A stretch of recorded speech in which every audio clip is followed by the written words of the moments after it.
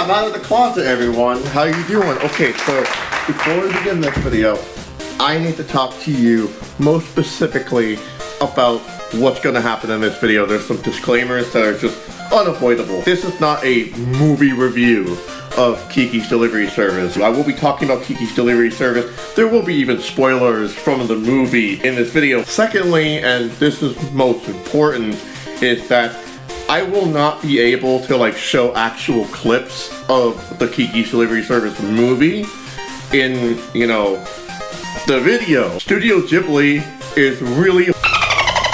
can't say that. Studio Ghibli is super thirsty about those copyright claims. Every time I do anything with Kiki's Delivery Service footage or music or audio or anything, it gets blocked worldwide. I've even tried to do the whole, fair use angle, and they just don't care. For simplicity's sake, there's going to be still shots, different music than what's in the movie. Even the clips where I use certain cutscenes, I'm gonna have to reenact them with my own voice acting. So that's 3 things to be aware of going into this. If it doesn't sound like the actual movie itself, well, blame Hayao Miyazaki. It is not my fault that Hayao Miyazaki owns a multi-million-dollar corporation or whatever. And I think the last thing I really want to say before we begin, this is actually a video about Sydney Forrest. Who's Sydney Forrest? You're gonna find out in this video.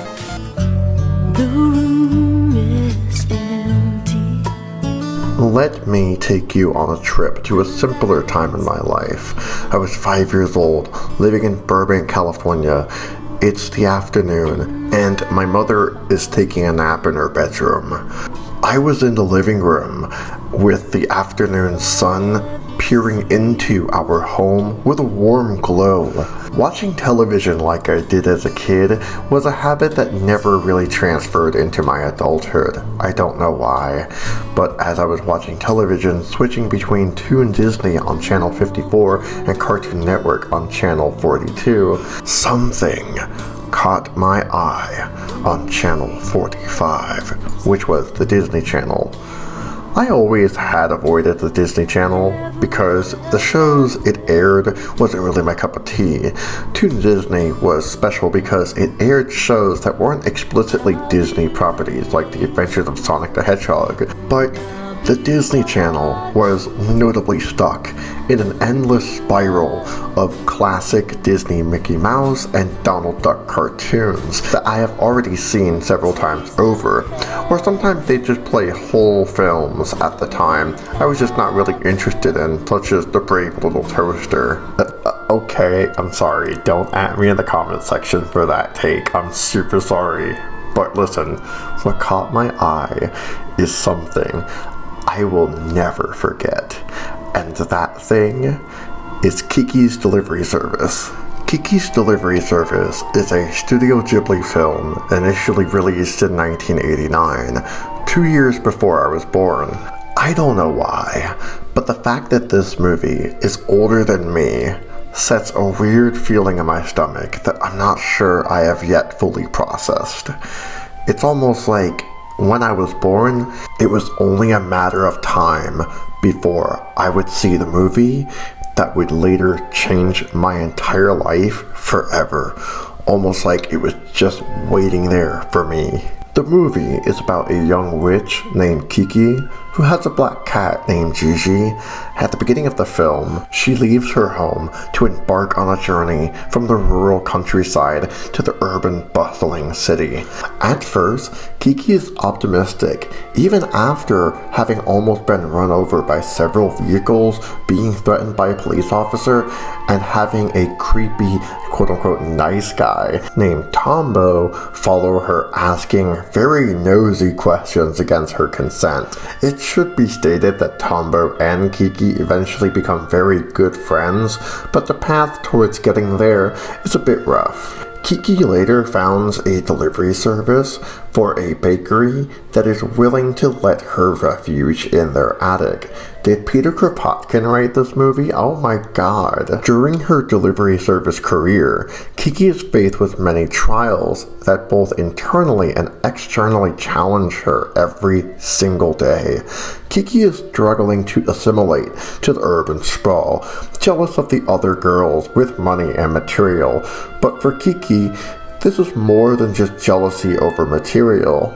It's about being able to make ends meet. Kiki is working class in that she needs to make very adult decisions, from buying a frying pan over a pair of extraordinarily beautiful shoes. Also, I just want to say that it's so cute that Gigi found a coffee mug with a black cat on it, and Kiki still paid for it, even with the budget that they have set for themselves. I mean, I get it. Sometimes you just gotta splurge for the good things in life. I get it. But this attempt to assimilate from the rural to the city is not an easy one for Kiki. She's not used to densely populated areas. The norms that are exhibited in a big bustling city are unknown to her. But damn it, she tries with her 100%. Even against all odds, she prevails in uncharted territories for her. It's a feel-good movie, don't get me wrong, but I think what makes this movie so appealing to me is that it is an adventurous film. Being in poverty myself, I value being able to explore different places that I've never been to before. I love that Kiki's delivery service exhibits so many different spots and sceneries. It's why I like Sonic Adventure so much, is because it's so exploratory. It does allow you to slow down sometimes and just kind of take a look at the beautiful scenery that exhibits every single level in the game. And ironically, even though Sonic the Hedgehog is about going fast, it does reward you for slowing down and checking to see what's in every nook and cranny sometimes. So that's why, in large part, I hold Kiki's delivery service at a very vulnerable place in my heart, because not only is Kiki exploring a place of unknown, but so are we.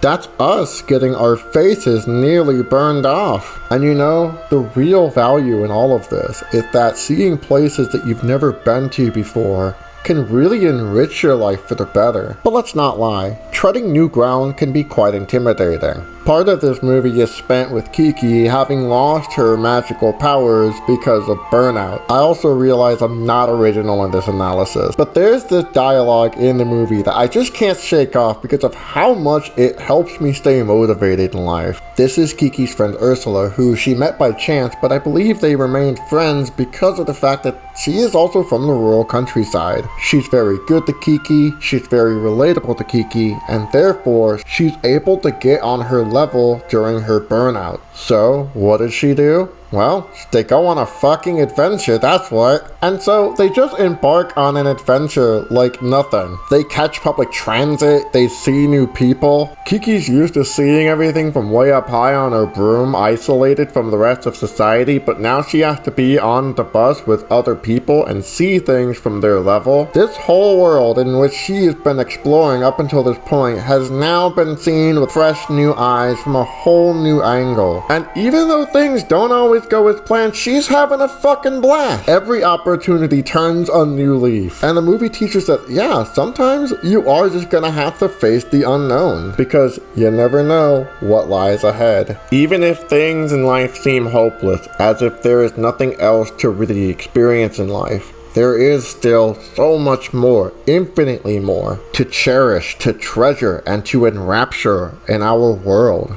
Painting and magical powers seem very much the same. Sometimes I'm unable to paint a thing. You know, it could be you're working too hard at it. Maybe you should just take a break, then stop trying. Take long walks, look at the scenery, doze off at noon, don't even think about flying, and then pretty soon you'll be flying again. When I was your age, I'd already decided to become an artist. I loved to paint so much, I'd paint all day until I fell asleep right at my easel. And then one day, for some reason, I just couldn't paint anymore. I tried and tried, but nothing I did seemed any good. They were copies of paintings I'd seen somewhere before, and not very good copies either. I just felt like I'd lost my ability. That sounds like me. It's exactly the same. But then I found the answer. You see, I hadn't figured out what or why I wanted to paint. I had to discover my own style. When you fly, you rely on what's inside you, don't you? We fly with our spirit. Trusting your spirit. Yes, that's exactly what I'm talking about. That same spirit is what makes me paint and makes your friend bake, but we each need to find our own inspiration, Kiki. Sometimes it's not easy. I guess I never gave much thought to why I wanted to do this. I got so caught up in all the training. Maybe I have to find my own inspiration. But am I ever gonna find it? And is it worth all the trouble? Well, for example, there were quite a few times when I thought of painting something over that painting, so I guess it's worth it. So ever since I first saw this movie, I always made it a point to hold on to the memories that I have and to always share the stories that I have to tell. Because as I saw this when I was 5 years old, and I am 32 right now, there will come a day where I grow old and I will have stories that I want to share to people. In my lifetime, I want to have legends to tell, tales to share. I want my stories to make people laugh, cry, scared, angry. I want to be able to have stories that define my life, and that's what Kiki's delivery service taught me, is that there is a narrative in my life that makes my life have value to me. But that's not all that Kiki's delivery service gave me. There's another thing that Kiki's delivery service gave me that's actually much more valuable than this.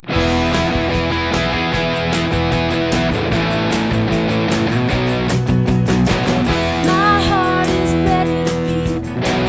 I can feel the wind underneath my feet. I'm gonna jump over the moon.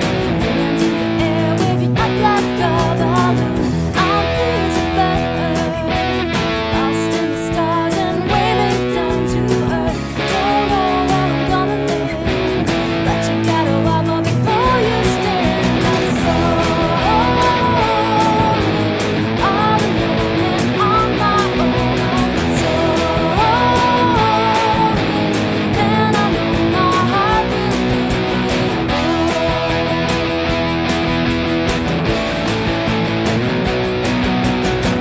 This song just like drums up my spirit, and I never was able to let go of that feeling ever since I first heard this song on Kiki's delivery service. And I knew that when I heard this song, I wanted to make music. I knew that no matter what the medium was, no matter what the instrument was, that music was gonna be a thing. And that I wanted to emulate that exact same tone, the exact same vibe, and the very specifically exact same drumming of the soul that this song gave me.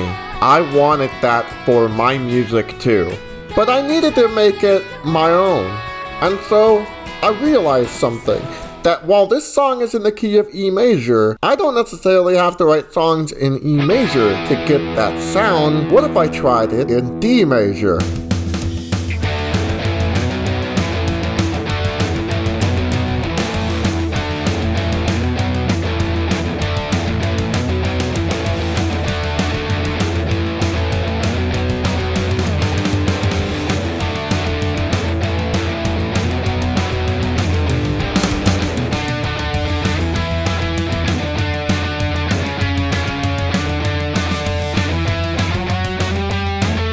There really are endless possibilities, and you can actually make an argument that this feeling is rather subjective, but I attribute this key tone in music to the feeling of warmth, to the feeling of vibrancy, to the feeling of like a grand adventure, something new, like a dawning of a new chapter, like an adventure that you're gonna go on tomorrow, but you can't sleep the night before because you're so eager to go on this enrapturing adventure in the morning. That's what this tone is to me. And, you know, it's become kind of a running joke with musicians whom I make friends with that I tend to write songs in the key of D major and E major respectively. But can you blame me? Listen to how good this sounds.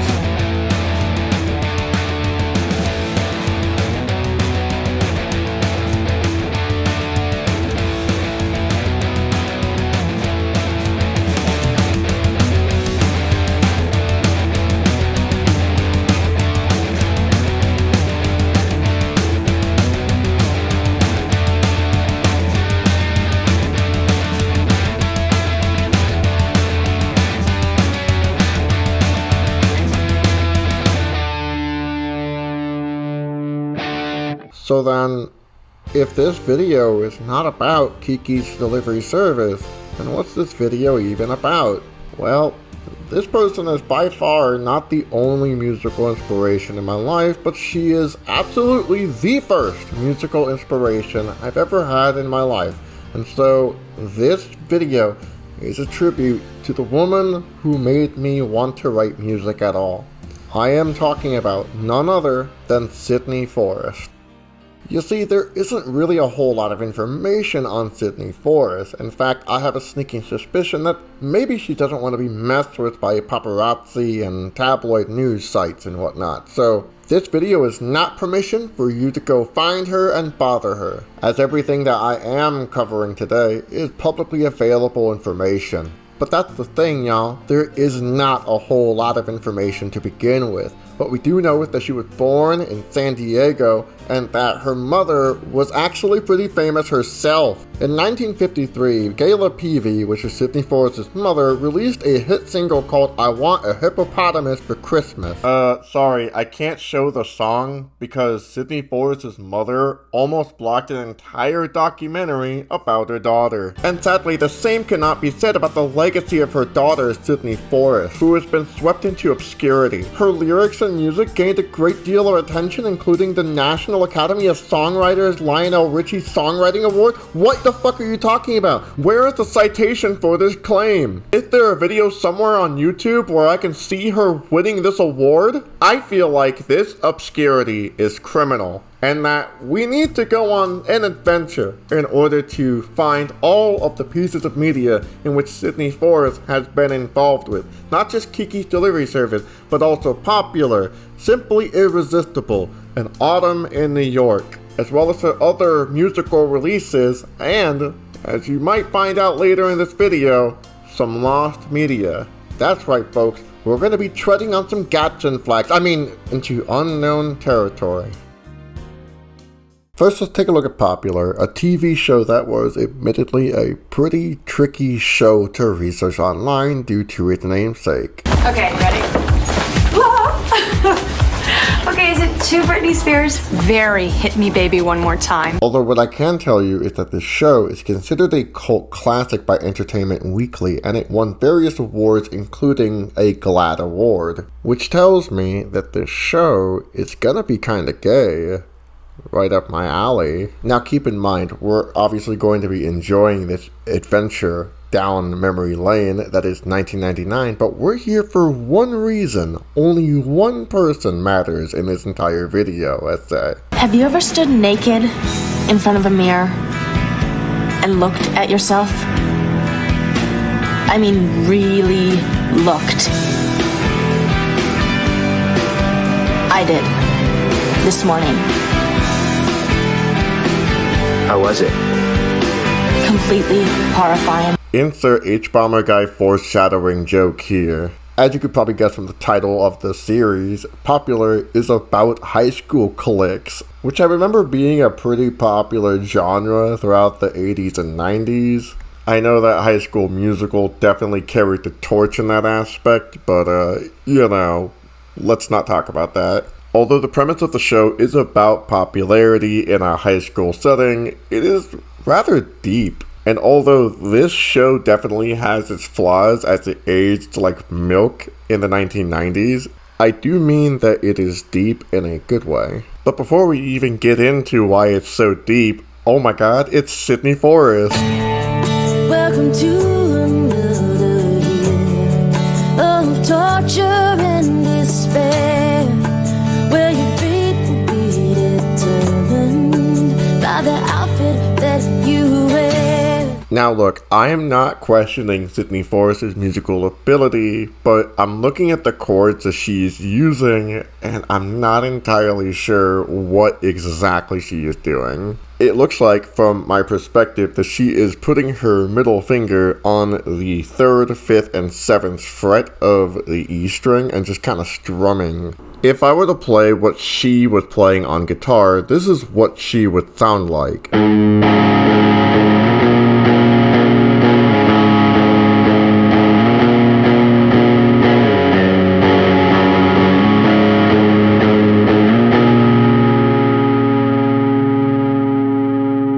Yeah, not what we heard in the song. Although, with that being said, she is singing really well, and I mean, she looks so cool with the yellow glasses and the yellow jacket and the purple pants. I mean, holy shit, she is just living life right now. Look at her go. You bend but not to break. Chin up, try not to break. Grinning on the outside, but I'm a wreck it. Even though I caught her pretending to play a guitar in a TV show from 1999, oh my god, I'm loving her energy. She is just going at it. She owns this look. I get the impression that Sam is supposed to be coded as this alternative girl because she has the brunette hair, and she's very enthusiastic about looking alternative. Piercings, tattoos, hairstyles. Can I get a tattoo?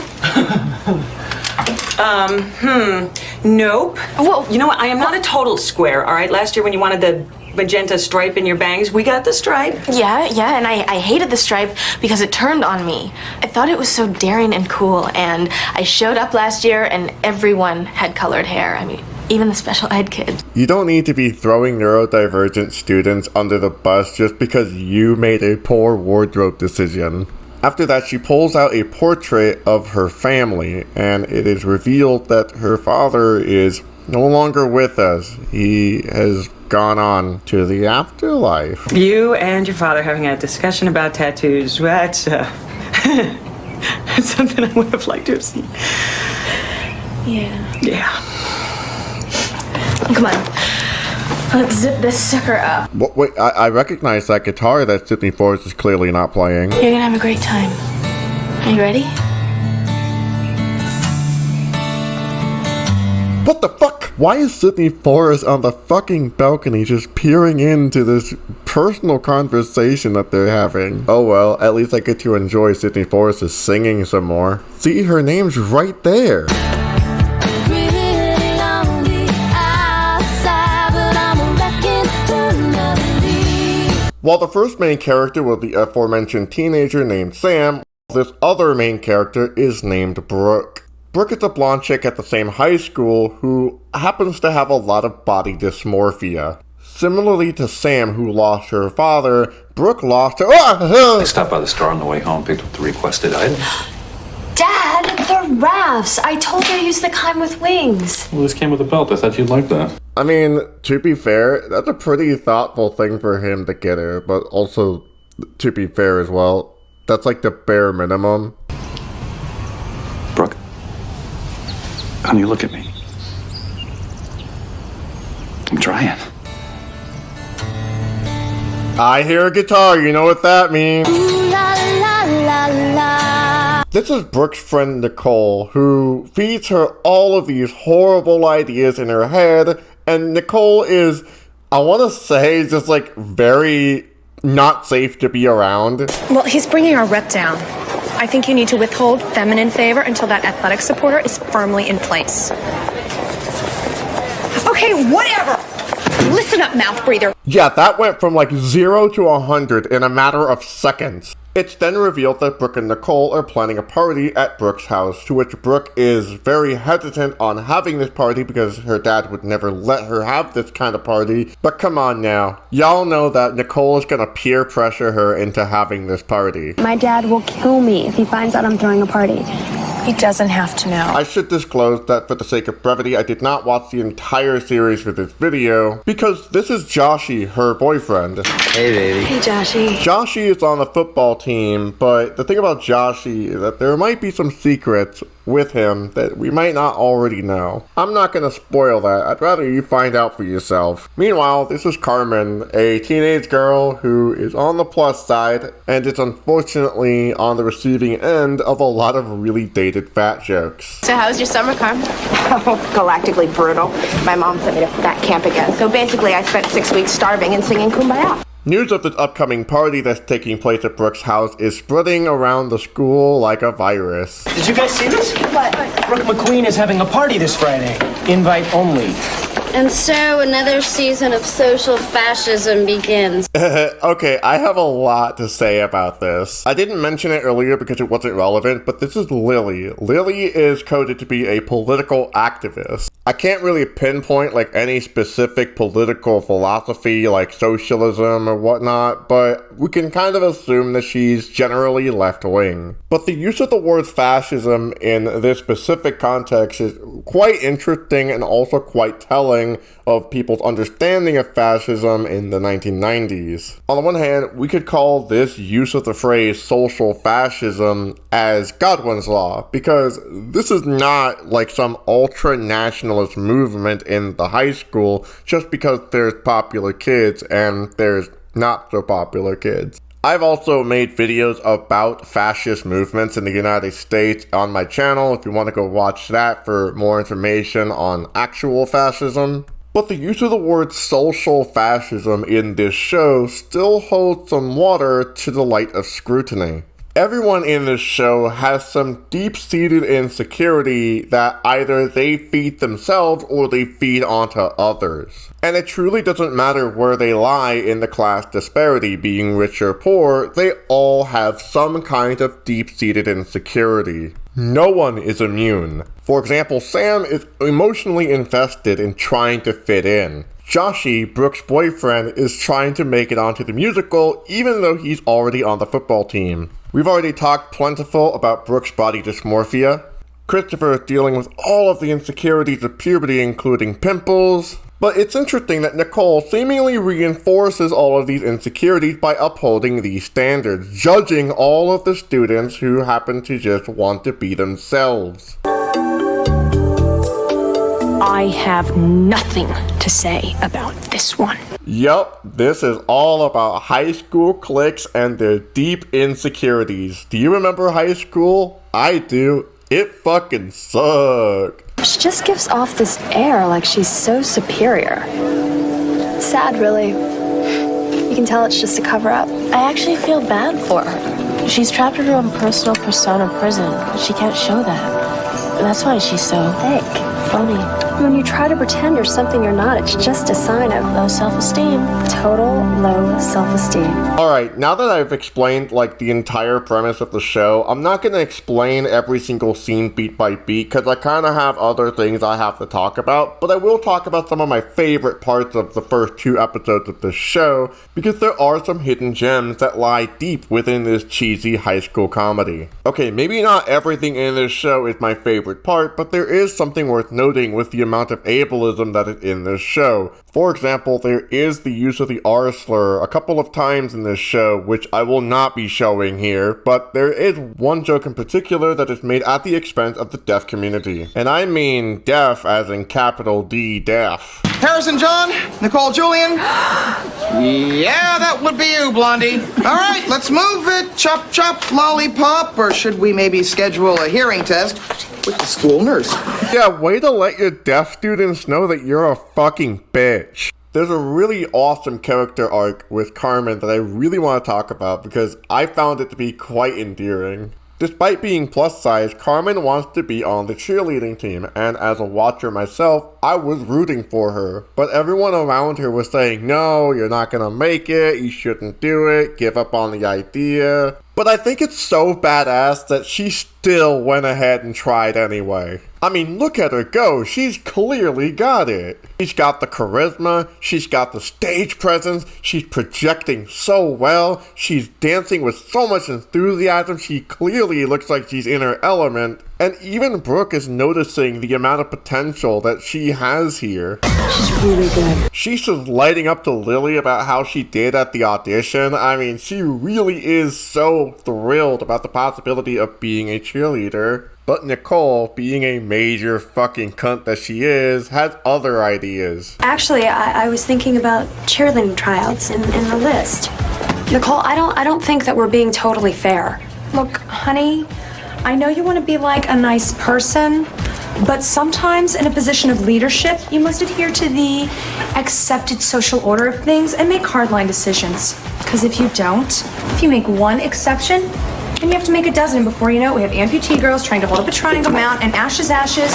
We all fall down. You are trying so hard to shoehorn every opportunity you can to shit on people with disabilities. Meanwhile, Sam and Christopher are working on a documentary for the school. I'll talk more about this later, but what's important is that Sam interviews Brooke. Okay,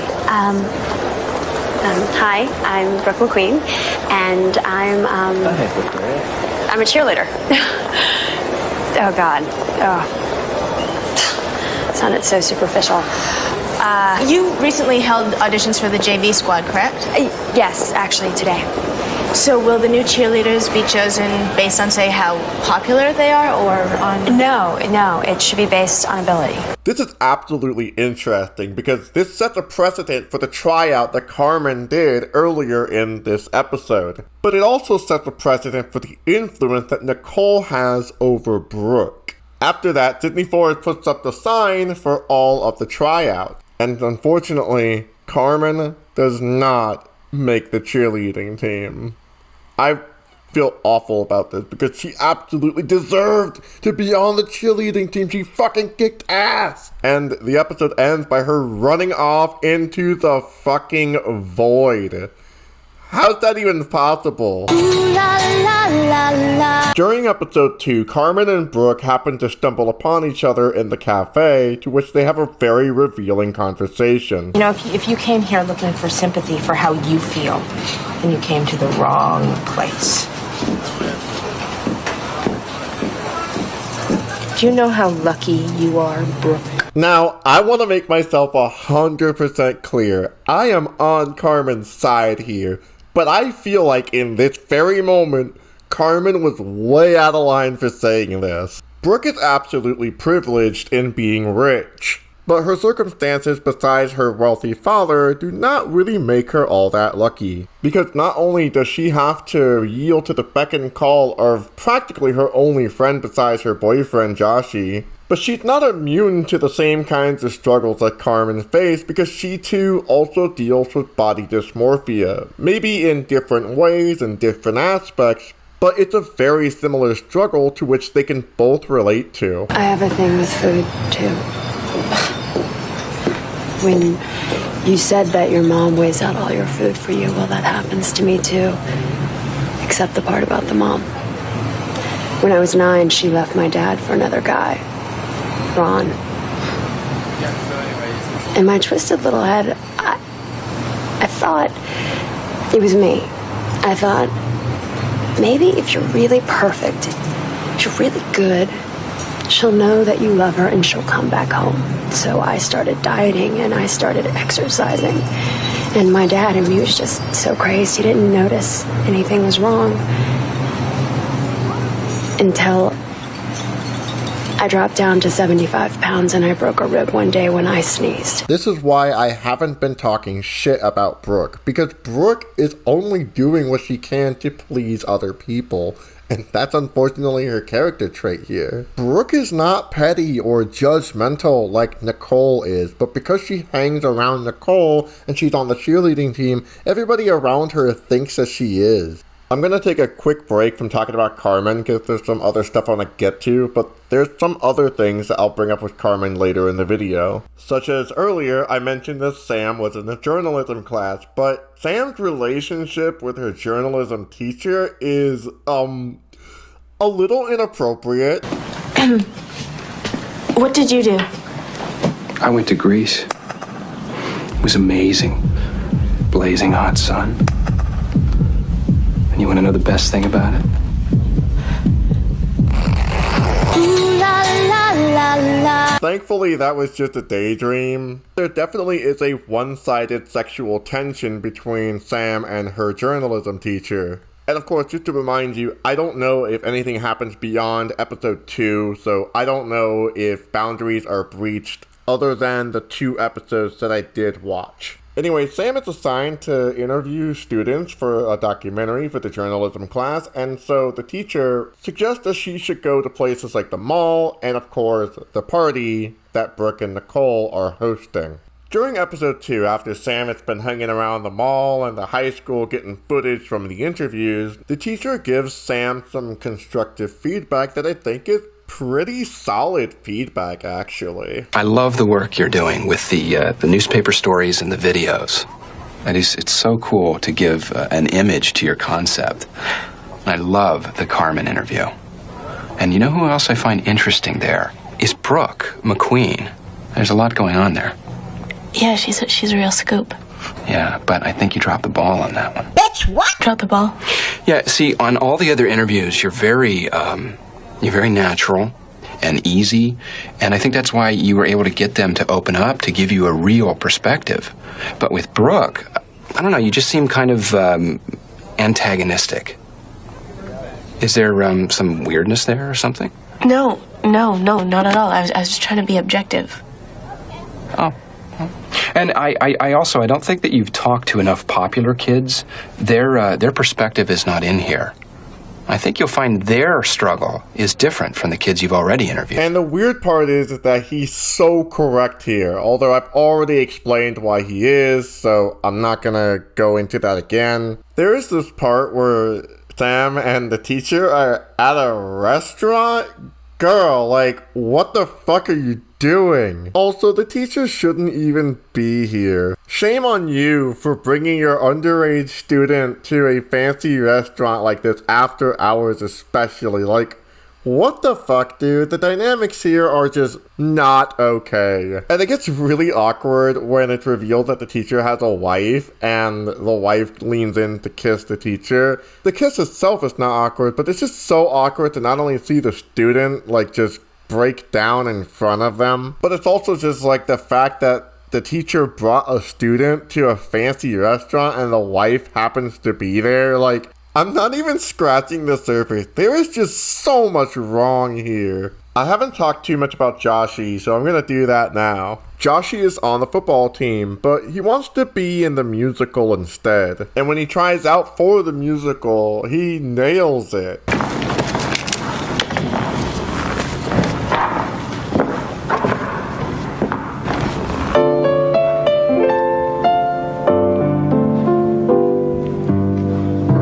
Some enchanted evening,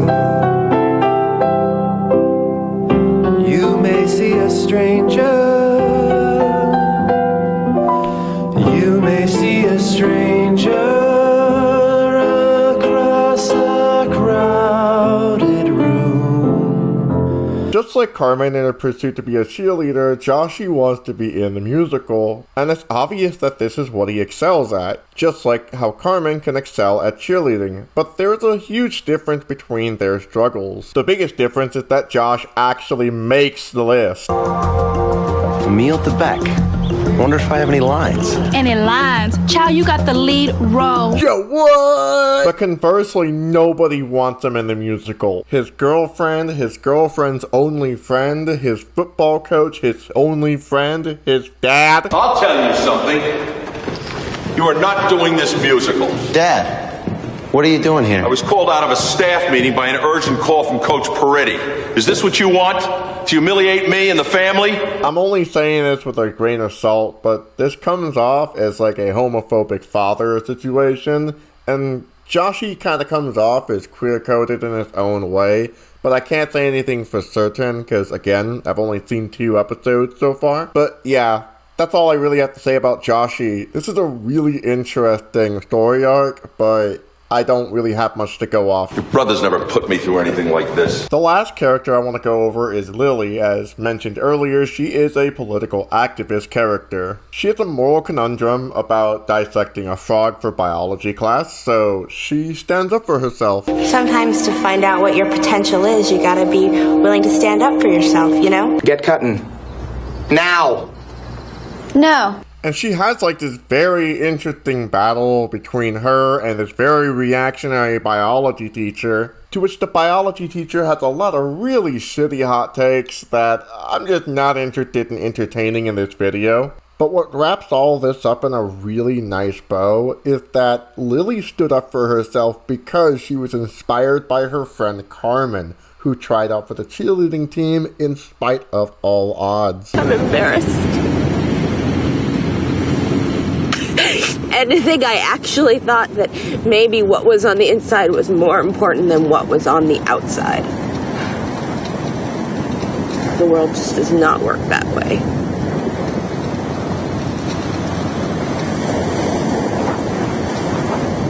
You missed it in bio. I took the 5th on the frog. You refuse to slice and dice? That's so cool. What a heartwarming scene. I love this. I love this. I love this. I love this. I love how these two story arcs come together so well and they complement each other so beautifully. Anyway, I just wanted to show this off because it's a funny ending to the second episode, because these two friend groups are facing off each other in a confrontation at the party that Brooke and Nicole were hosting. But then all of a sudden, the biggest fucking plot twist and cliffhanger just fucking happens. Dad! Mom? What the hell's going on here? Mom, why are you here? Well, we shared a cab in from the airport, and I came in when I saw the commotion. What is wrong with your nose? Parties when I'm gone are not allowed, Brooke. You're in big trouble. Okay, wait, before you ground me, why did you share a cab?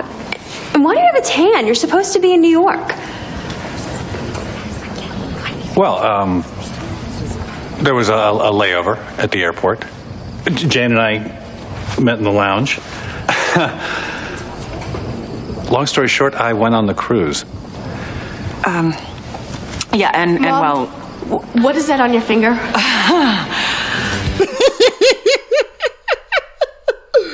Oh my god, dude. We all know where this is going. Yeah, despite its flaws, Popular was a fun watch, and it was really nice to see Sydney Forrest actually performing a role in this show. I'm gonna state it for the record that Simply Irresistible was by far one of the better viewing experiences in making this video. I really like this intro song and the chords being used.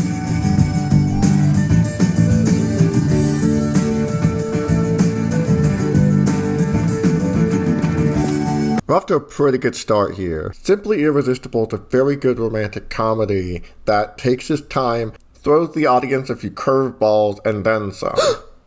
Dylan Baker! It starts with this woman getting stalked by this guy in a big old suit, and he's trying to sell her crabs, but she's just not interested.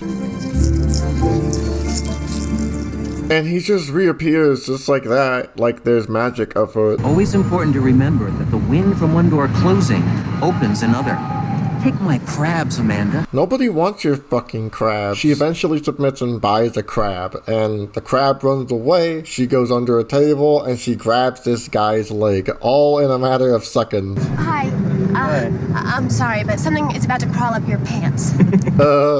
Yeah, this is the Romeo of this movie. Not a great first impression, but in all fairness, this movie is not that bad. It's not like a romantic power fantasy, at least not in my interpretation of the film, but the movie is quite cheesy and also quite awkward occasionally. The acting feels like there was 1 or 2 takes in total, just like how I'm trying to do multiple takes. This is my 31st take of this actual line. So, does that mean I put more effort into my video essays than the makers of this movie put into this movie? So, Amanda's mom is dead, and it is revealed by what I assume is the owner of the facility that they are facing a possible eviction. They have a very long and boring conversation about possibly taking out loans, and this crab is staying throughout the whole movie. I feel like a significant portion of the budget went to this crab for some reason. Meanwhile, this motherfucker is the spokesperson of a whole-ass Macy's wannabe. There's an interesting subplot with his current girlfriend, and I just want you to pay attention to that particular character. She'll be back. Hey! Chris.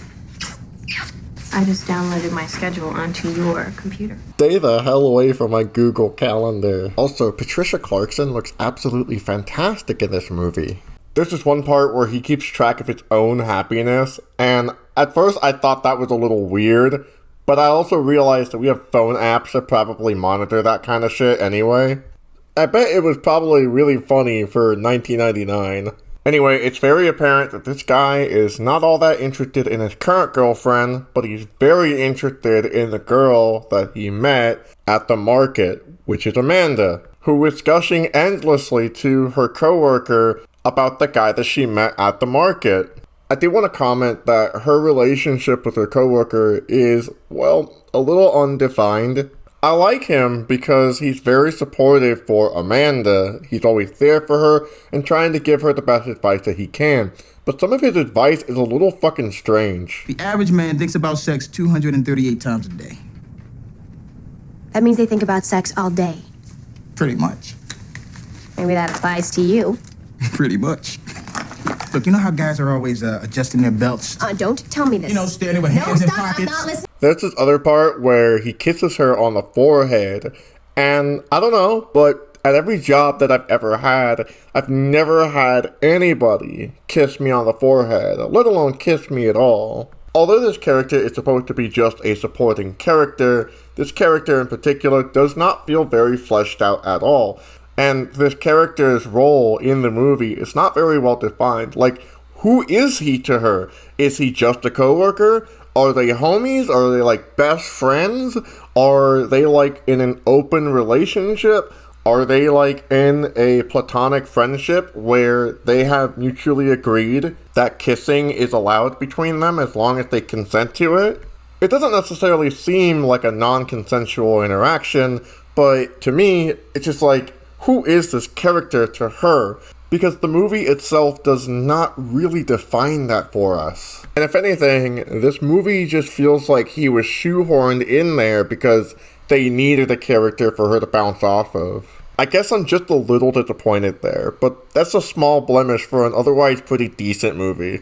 Anyway, I don't give a fuck about these characters' names, so I'm gonna call this guy Romeo. Anyway, Romeo takes his girlfriend to his actual crush's restaurant. And there's clearly like some kind of jealousy involved. Happy with her. You couldn't be happy with somebody with perfect skin and perfect hair and perfect wardrobe with goddamn matching shoes. And if you can't see that, then I feel sorry for you. Yeah, I'm right there with you. That chicken's pretty fucking tender now. Eventually she comes up with this thing, which I will admit, I don't know what that is. It has crab in it, and that's all I know. Where did that come from? I don't know. And while they're eating, Romeo tries to break it to his girlfriend that he's just not interested in her anymore. You know, Chris, I've been thinking a lot lately about us, and... Me too. I already feel closer to you. You do? Yeah. With us merging our schedules and all. I'll always know where you are. Oh, my God. Do you think he likes it?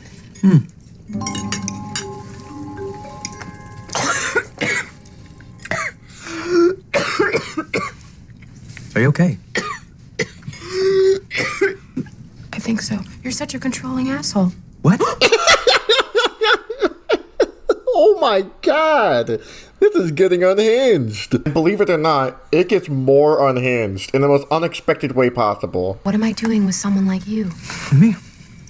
I mean, me. With my perfect hair. What is she doing? I hate this place. Chris, what are you doing? Excuse us. I have perfect skin. Perfect. Yeah, I don't support her making a huge mess for the restaurant workers to clean up after her, but I can't deny this scene is absolutely hilarious. And it kind of caught me off guard, actually. Anyway, Amanda offers to clean up, he offers to pay for damages, and he begins to gush about the meal he ate and how delicious it was, which results in him hooking up with her. This guy is Romeo's boss, and he has a lot of really unhinged shit to say as well. Have I ever let you down? Not yet, but you're young. Very young. And don't forget, by exporting Jonathans to 7 chains around the world, there'll be Jonathans everywhere. Royalties rolling in, articles about you in Vanity Fair, The Times. Not Henry. You. You will be immortal. I like you, Lois. You're like a man. You think with your nuts. Anyway, Amanda starts walking to... What? Look, you know how guys are always adjusting their belts? Thanks, movie, for telling me something I already know. I'm not gonna lie, I know that I've been glazing this movie up until this point, but this scene is really fucking boring because all it is just the two in a mall talking about what she wants to buy to replace the dishes that his former girlfriend broke. But the way this scene is shot is as if they are on a date. Okay, we really need to talk about how fucking filthy this movie can really get. Because she brings him some food from the restaurant that she works at, and upon eating it, this is how he reacts. Hang on, Brian. Change of plan. Are you okay? No, I'm fine. Gotta have one of these. Where are we going? You're gonna love this. Homie, you need to chill out. And after that, they have an obligatory musical dance number. Because fuck you, why not, I guess. Meanwhile, the boss has some more unhinged shit to say. I had a dream. I wanted to tell you about it. In it, I'm wearing a tuxedo. I could see the reflection of my grandfather's face in my patent leather shoes. It was the opening of Jonathan's. I was having a wonderful time. Well, that's great. I know you Except every time I looked down at my shoes, Henry was sticking his tongue out at me.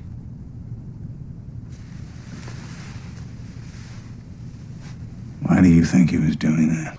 I don't know. I just work here, dude. It's disturbing me. I want you to keep thinking about it. Other than the possible theme of disobedience, I can't really think of anything about that dream, and it doesn't come up again for the rest of the movie. Skipping ahead of the movie quite a bit, they run into each other after closing, and she invites him in for dessert. She begins cooking, and suddenly a smoke machine randomly turns on. And through all of this, he stands up, and obligatory kissing scene here. So now she suddenly knows that the way to his heart is through his stomach. And apparently her cooking is so fucking good that he has to fucking steal food from an elderly couple in order to have his fixings. Even Patricia Clarkson's having a literal orgasm about it. I'm not even kidding. Wow. I wish Jonathan was around. Where'd you get this thing? My God. Where are those? I mugged a 75-year-old woman for these. Oh, so I'm losing it. Right. I can't quit thinking about her. Y'all, I wasn't kidding. This movie's fucking unhinged. Like, for real.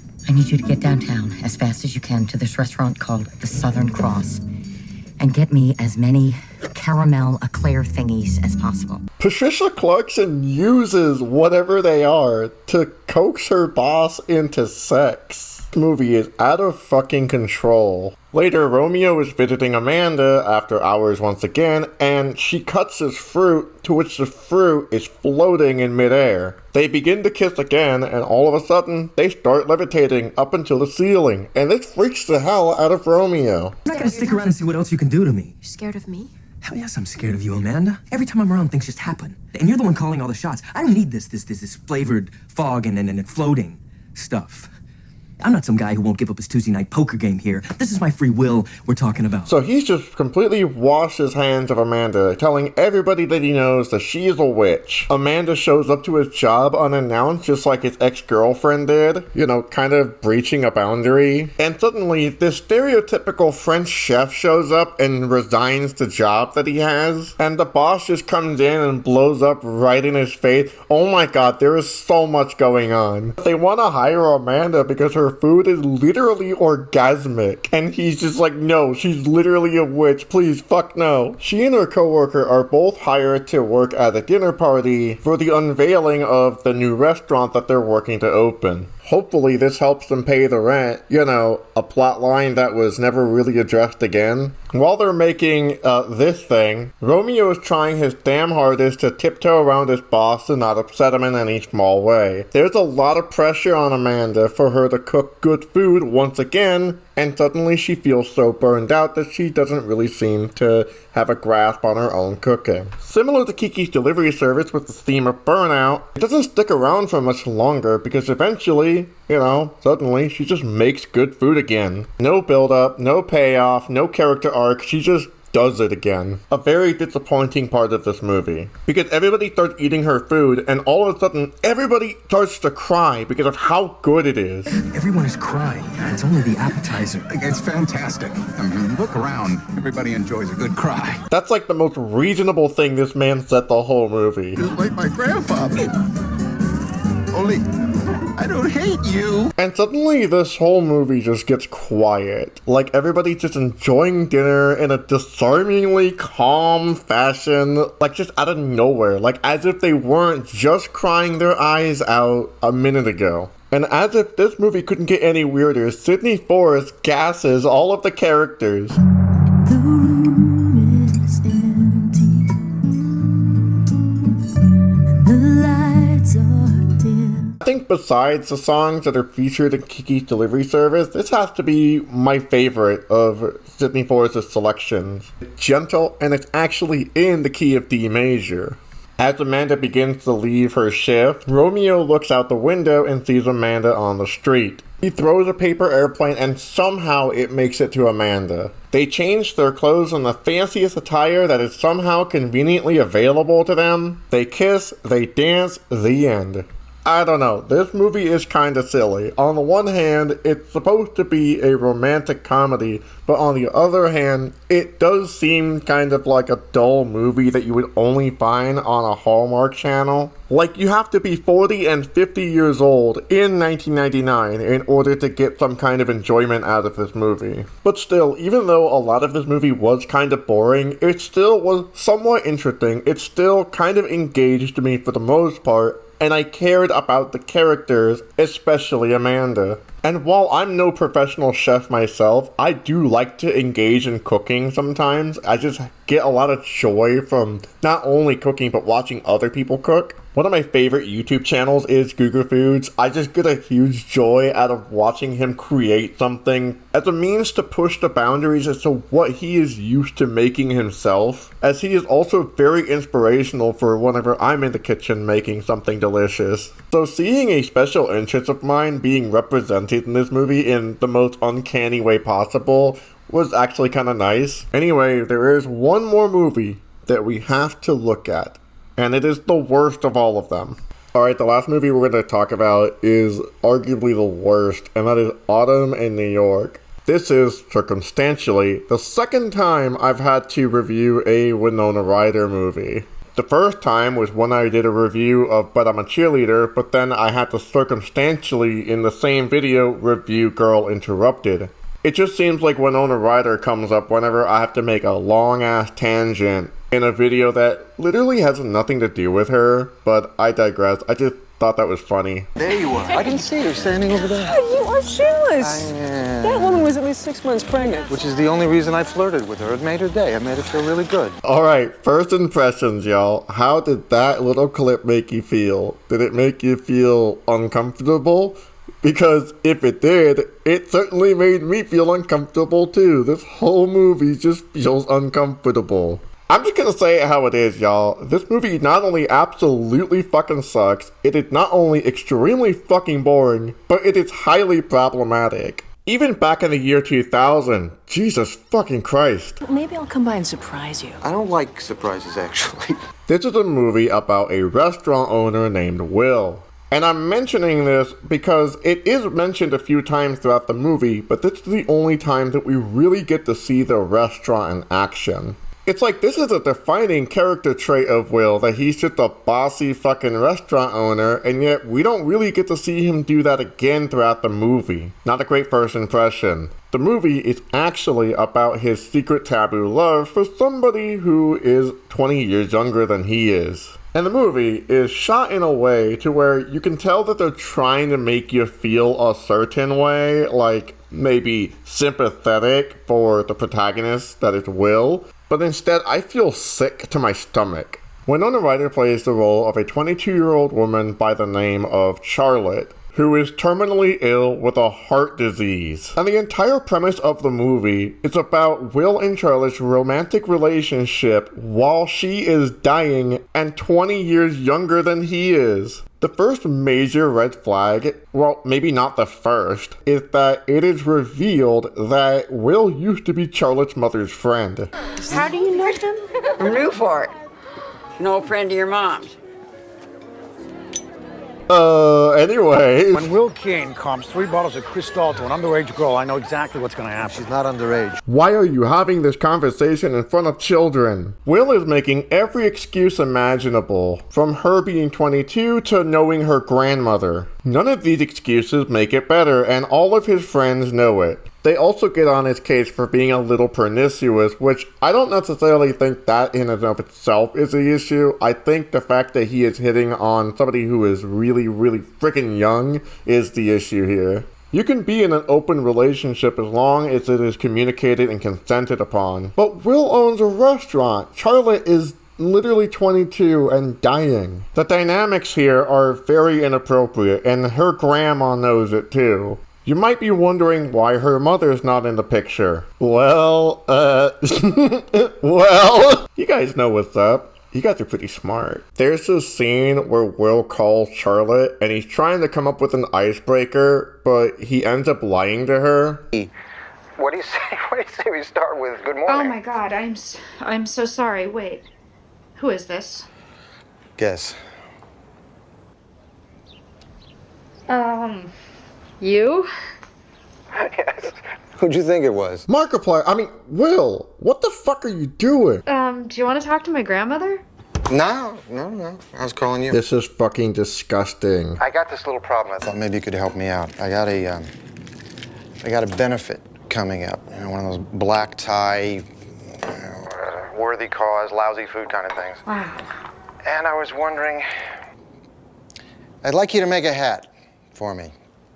Actually, not for me. It's for my date. I don't wear hats. So she goes through the trouble of making him a hat. Your friend. And it's a goofy looking hat, but you know, whatever, it's cute. But then this sly motherfucker pulls a manipulative bait and switch on her. What a shame. Why? She stood me up. Who? My date. She called an hour ago, said she had a cold. Sounded more like the hiccups to me. Girl, he is lying to you. Run while you still can. You're not gonna go? Alone? No. Unless... What? No.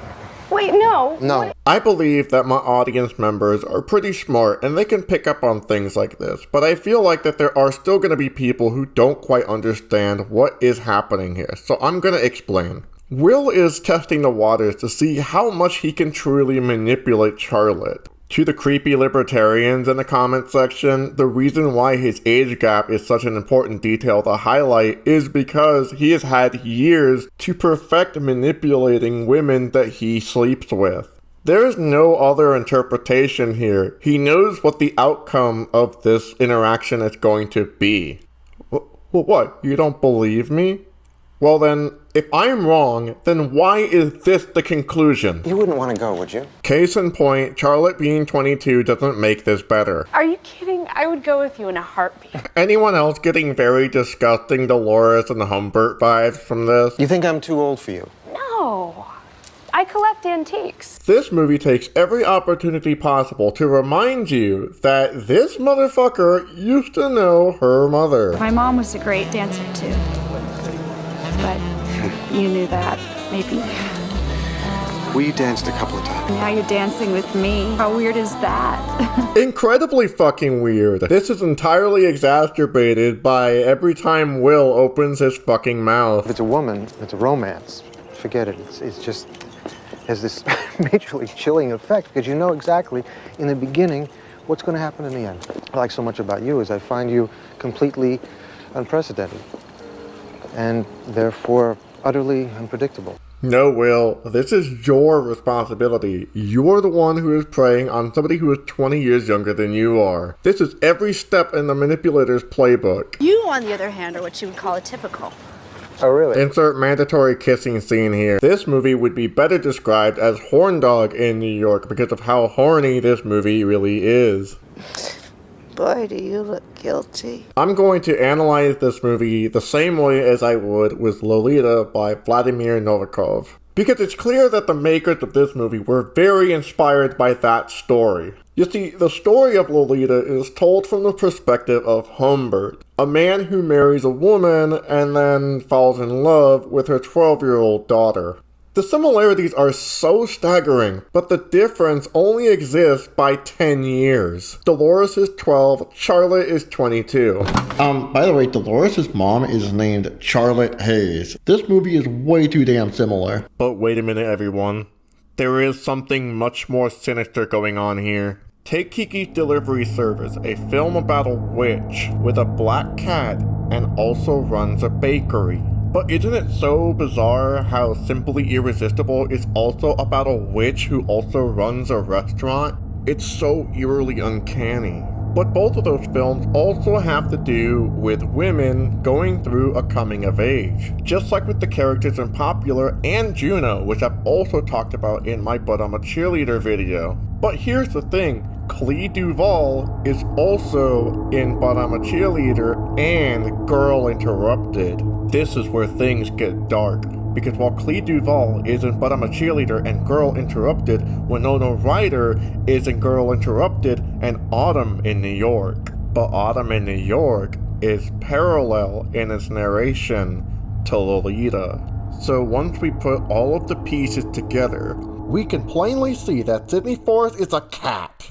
It comes full circle. That is a pathetic characterization. Narratively speaking, all this movie is doing is reinventing the wheel of the plot of Lolita and attempting to make this plot somewhat more palpable to American audiences. Because let's not forget what Lolita was about, who was narrating the story. You see, Lolita is kind of like a litmus test to see if the reader of this book can really trust the narrator.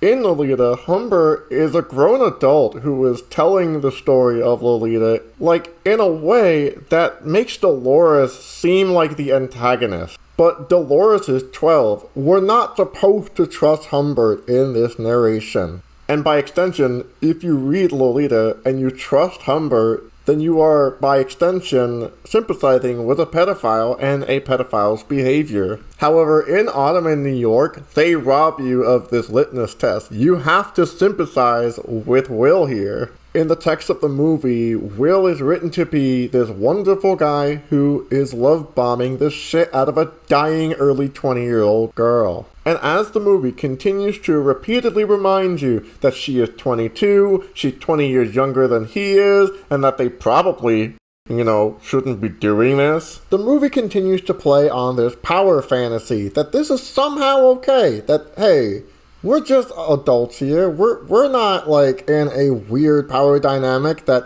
is very unbalanced. Well. Also, what about you? This is Charlotte's grandmother, and I just can't shake the feeling that she is enabling this behavior. Care for a cocktail? Yeah, sure. Scotch? Yeah, neat, please.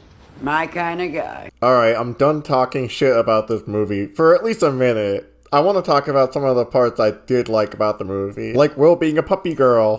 Just kidding. This is the scene where Charlotte catches Will lying to her again. That's a guy who has sex with a lot of women and is really good at lying about it.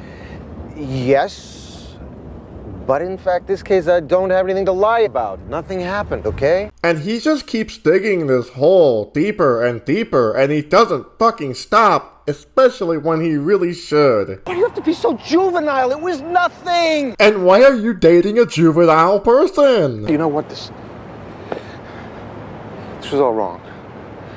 This was a mistake, all of it, right from the beginning. You're a kid, I'm a creep. He said it himself, folks. I better not hear a single libertarian squeak itself into my comment section. Charlie gets home to her grandmother, and her grandmother finally drops a tea on her. I've seen that face before. You have. On several occasions. All for the same reason. You said Mom and Will were just friends. They were friends. But she was just nuts about him. She never slept with him. Till she made the big mistake. She told him how she really felt. Well, what happened? Next thing you knew, he was knocking up Millie, what's-her-name, in a cabana. Your mother's doubles partner. Why didn't you tell me any of this? Girl, I am right there with you. You do not deserve any of this bullshit, and the people in your life clearly let you down. You know, you could have warned me. Yeah, I could have. Fuck you! There's a subplot about him having a daughter from the person that he previously knocked up. She's surprisingly very forgiving of him and his, problematic behavior. But given that Charlotte is dying of a heart disease, she offers to help him find a doctor that can hopefully save Charlotte's life. But I think the dynamics here are kind of messed up. You're telling me that Markiplier's dad wants to save this 22-year-old girl's life just so he could date her more? What about her feelings in all of this? What about the way she feels about this whole situation? There you are. Hi. Hey, Where were you today? what do you mean? Well, when you called, I thought you were at work, and then when I called you back, John said you hadn't been in all day. No, I was in Montclair, New Jersey. Why? An opportunity. This is another lie. Oh, did Mr. Keene enjoy his trip? What trip? Well, just yesterday. Oh, well, I wouldn't really call that a trip. Well, perhaps not, but I've never been to Ohio. It's amazing how little I've seen of this country, really. Come on, just please fucking dump him. What were you doing in Ohio? I had a meeting with a heart specialist who's willing to operate. You know, that's exactly what I didn't want you to do. You went behind my back, you lied to me, and this is what we talked about. Stop! No, you fucking cut it out. In fact, you should just jump off that fucking balcony. You do not want to die, you want to live! Can you tell I really fucking hate this guy? The only reason why he is pursuing this heart specialist is because he wants her. He is selfish. And it's blatantly obvious that he doesn't give a fuck about what she wants and her feelings on the matter. Even though I absolutely abhor this movie, hopefully this has a happy ending with a, positive payoff, right? Right? No. While Will is decorating for Christmas, Charlotte passes out and she has to go to the hospital. Everyone, and I mean everyone, even the characters who were telling Will, that he's too old for her, are there as well. And this doctor, who I forgot to mention, was said to be the doctor that had 0 surgical failures. Well, there's a first for everything. And you want to know the worst part of this movie?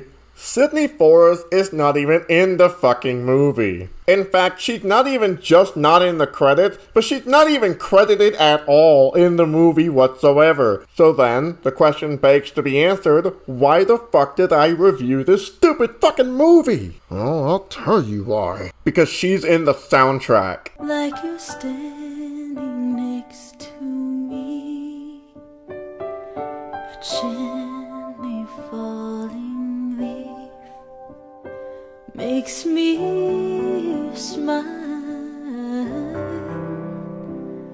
I know it's you, I can feel you. And what a shame too. I'm gonna get sappy as fuck right now, but Sydney Forrest is undoubtedly a very talented musician, and I feel like that she doesn't get a whole lot of recognition for the work that she has contributed in these otherwise very popular, no pun intended, pieces of media. For example, she co-wrote a whole movie called Temptation. It premiered once in 2004, and it is considered lost media. That means unless somebody uncovers this movie, you cannot watch this movie. And I just feel like the woman who inspired me to write songs songs in the key of D major deserves a lot more recognition. With Kiki's Delivery Service, she had multiple songs on that soundtrack, but then Disney re-released it and removed her songs. When I saw Popular for the first time and I actually got to see Sydney Forrest on camera, that blew my fucking mind. It was a big deal. It is why I even made this video in the first place, because holy shit, that's actual footage of Sydney Forrest. Simply Irresistible at least had Sydney Forrest in the soundtrack and in the movie, and in a pretty appropriate place to put the song. But Autumn in New York was not only such a shitty fucking movie, but they had the audacity to not even credit her or use her song at all in the movie. And now we're at Temptation, where we can't even find the fucking movie. This is what I mean when I say that Sydney Forrest deserves much more respect than this. Her legacy needs to be remembered and appreciated. And I hope, as a fellow musician, that making this video helped immortalize her legacy in some way. And to hopefully not only raise awareness of the lost media that is Temptation for people to go search and find, but also to raise awareness of that legacy that is Sydney Forrest. Okay, give me a moment. I need to catch my breath.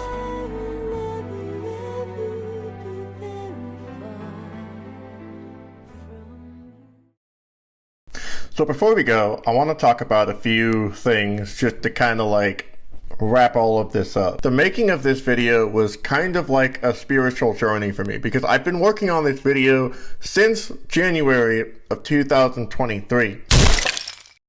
And as of recording this right now, it is August of 2024. You can also tell because of the opening clip of me introducing myself to the camera, I've been working on this for a while. Watching all of the movies, doing the research that I can with the available information on Sydney Forrest, and all of the properties in which Sydney Forrest has been involved with. It's really something that I had to tell myself, do I really want to endure all of this? And I guess the answer has been a resounding yes. I have been an admirer of Sydney Forrest's music since I was 5 years old, and I feel like that if I had not made this video now, I would have had to make this video in my 40s, or in my 50s, or in my 60s. So why not just do it now? YOLO, I guess. The movies that we watched were really interesting in their own way, even if they were boring at times, or if they were poorly made, or if they were problematic. They all involved the theme of not having a mother or a woman kind of doing something on her own for the first time. And that does include Kiki's Delivery Service as well. Kiki was a female protagonist who had to go into a bustling city for the first time because she needed to grow and become a witch. Speaking of witches, as we've gone over earlier, Kiki's Delivery Service is not the only piece of media that we've had to go through that involved witches, as we've learned from Simply Irresistible. All of these movies had something to do with being inside of a restaurant, except for Popular. Popular did have a very significant scene in a restaurant, actually quite a few, but it's not like any of them owned a restaurant. Okay, fine, she owned a restaurant, but come on, you know what I mean. Popular took place at a school and not really a restaurant. Like, there's the bakery that Kiki was involved with, there's the restaurant that Amanda's cooking for, and then of course there's the restaurant that Will was just like in for like one scene. I really do feel like, for the most part, with the exception of Autumn in New York, every single piece of media that we've gone over has been enjoyable to some extent, even if it was dumb. What makes Autumn in New York so awful was the fact that it was so problematic, on top of the fact that it refused to really like shine a light on the problematic aspect that Will is like 40 years older than his love interest. Where I feel like Simply Irresistible kind of shined in that aspect, because Simply Irresistible wasn't really like a power fantasy. It was just a really cute, silly, quirky, dynamic between one character and another. If anything, I think Simply Irresistible not taking itself so seriously was what made it so enjoyable for me. Whereas Autumn in New York is trying to be a serious film, but it's so problematic in being serious. And I think what made Popular work so well was that It was a criticism of how we perceive ourselves in the eyes of others, right? We're so worried about how we look to other people. It consumes us and it becomes part of our character. Whether we are trying to lose weight or gain weight, whether we are trying to gain the affirmation of our peers. And in a way, isn't that what Kiki's delivery service was for at least a little bit? Kiki being so poor that she doesn't have the shoes that she wants and she's insecure around the other girls that are in the city. But I feel like the one thing that ties all the movies together is kind of like how human all of the characters are. Even if they are flawed, they are all human in their own way. All of the properties that we have watched does a great job of humanizing every single character that really makes all of the characters shine, even when it's boring. And I think in making this video, I kind of also, in one way or another, humanized Sydney Forrest. And I hope I accomplished that. I don't know what Sydney Forrest is up to these days. And again, I would encourage all of you to not go bother her. This is not permission for you to go snooping around Sydney Forrest. But what I will tell you to go do is to go down into the description below and download her music. Sydney Forrest has a Bandcamp account where you can go and download all of the music that she has made through TV appearances, but also more importantly, you can download music that she's also made on the side.